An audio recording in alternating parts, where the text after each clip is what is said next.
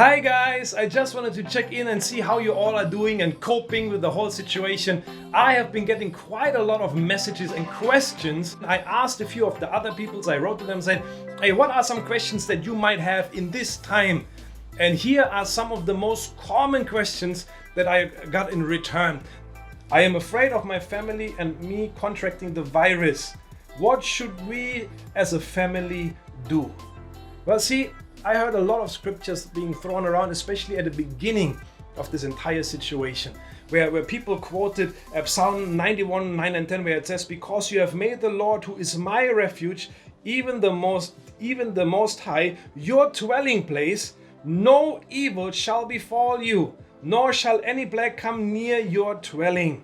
And people use that to be a bit foolish. To say, you know what, I don't need to abide by all these rules. I don't need hand sanitizer. I don't need the face mask. I don't need to stay away from crowded people. I can just do it and trust God. Well, that is foolishness.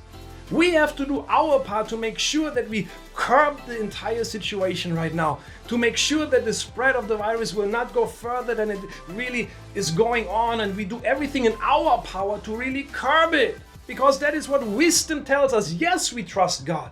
Yes, we believe He is in control. And I proclaim that over my family constantly every day. Because I know that He is the one that I trust and that He is the one who has the power. But still, I try to make wise decisions. Stay away from crowded places.